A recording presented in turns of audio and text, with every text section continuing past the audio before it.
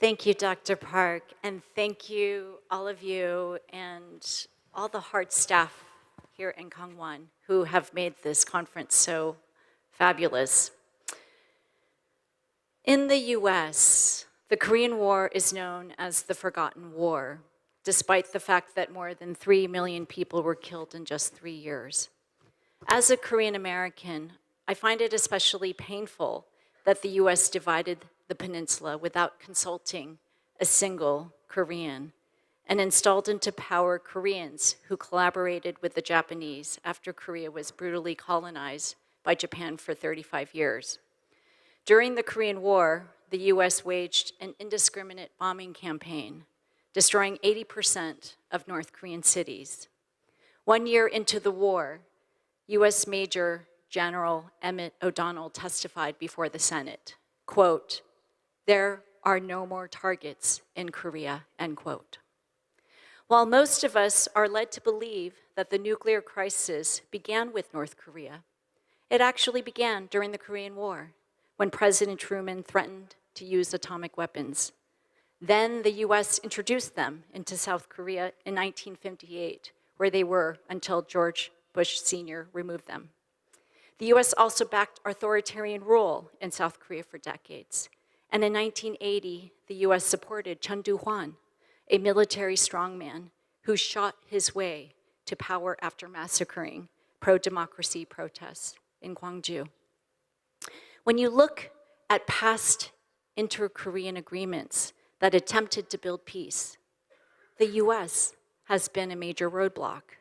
In 2018, when the two Koreas tried to link the railroad at Dorasan Station, the US stopped it, saying it violated UN Security Council sanctions. When the former South Korean president, Moon Jae-in, appealed to President Biden for an end-of-war declaration, he was shunned. As a Korean American, I feel my country's responsibility to end the Korean War. Right now, tensions are the worst since the era of fire and fury in 2017, when President Trump threatened to totally destroy North Korea. According to the US Congressional Research Service, if another war broke out in Korea, more than 300,000 people would be killed in the first few days of fighting. And if nuclear weapons were used, more than 20 million people would be killed. This is not normal. It's not normal for 80 million people to live in a perennial state of war. It is not normal for doctors to have to perform surgery with dull scalpels and reuse brown gauze due to sanctions. It's not normal for people to not to be able to travel freely or return to their hometowns. It's not normal that nearly 30,000 foreign troops have occupied another country for 73 years. It is not normal for families, husbands and wives, parents and their children, siblings, aunts and uncles, to be able to hug their loved ones for decades. It is not normal that our governments invest in constant preparation for war. In 2006, I witnessed one of the most heartbreaking struggles that forever changed my understanding of this war. I had traveled to Pyeongchang, 50 miles south of Seoul, where farmers were resisting the expansion of the US Camp Humphreys military base. They used every nonviolent tactic that they could to save their rice fields, which they had cultivated for 3 generations. Grandmothers tied themselves to the roofs of their homes to prevent them from being bulldozed. After holding candlelight vigils for 800 days, they lost.